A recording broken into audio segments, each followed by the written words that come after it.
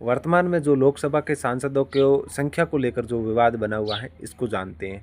शुरुआत में ये जनसंख्या पर डिपेंड था, जैसे जहाँ पर जितनी जनसंख्या, उस जनसंख्या पर एक कैंडिडेट होता था। मानक था 10 लाख की जनसंख्या पर एक कैंडिडेट। 1951 के अंदर ये सलाह, 1961 के अंदर ये सलाह, 1971 के अंदर ये सलाह। बाद में गवर्नमेंट को ये फील हुआ कि जनसंख्या बढ़ रही है, तो हमारे संसाधन कम पड़ रहे हैं, तो ये भविष्य में कोई प्रॉब्लम क्रिएट ना कर दे, तो उन्होंने एक नारा चलाया, हम दो हमारे दो। तो ये जो बात उन्होंने गवर्नमेंट, इंदिरा गांधी गवर्नमेंट ने कही कि हम दो हमारे दो, ये जो साउथ के जो राज्य थे उन्होंने इसको सीरियस लिया, शिक्षा पर बजट खर्च किया और उन्होंने जनसंख्या को नियंत्रण में किया और जनसंख्या को कंट्रोल में किया। वही साउथ के जो उत्तर के लोग हैं उन्होंने इसको कम सीरियस लिया, इस पर ध्यान नहीं दिया और उत्तर की जनसंख्या ज़्यादा बढ़ गई और जो नॉर्थ की, जो साउथ की जनसंख्या थी वो थोड़ी कम बढ़ी। बाद में जब ये पता चला कि अब जो ये संसद है जो जनसंख्या पर निर्भर है, जिस प्रकार से 10 लाख की जनसंख्या पर एक सांसद है, तो उसी हिसाब से आज उत्तर प्रदेश की है जो 24 करोड़ की जनसंख्या है, उसके ऊपर आज 80 सांसद हैं।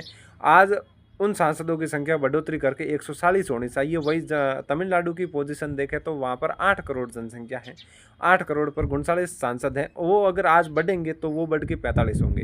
ये दिक्कत आगे तब क्रिएट करती हैं जब आप किसी बड़े फैसले लेते हैं तो एक ही इलाके से बहुत सारा सांसद आ जाते हैं। जैसे उत्तर प्रदेश, राजस्थान, बिहार और पंजाब, इन सारी जगहों से जहाँ जनसंख्या ज़्यादा है तो यहाँ पर सांसद ज़्यादा होंगे। जैसे प्रधानमंत्री की कुर्सी को लेकर ये डिसाइड करना है प्रधानमंत्री कौन बनेगा, तो ये ऊपर वाले हैं जो ये बहुमत निर्धारित कर देंगे। जैसे 273 तो ये हो जाएंगे।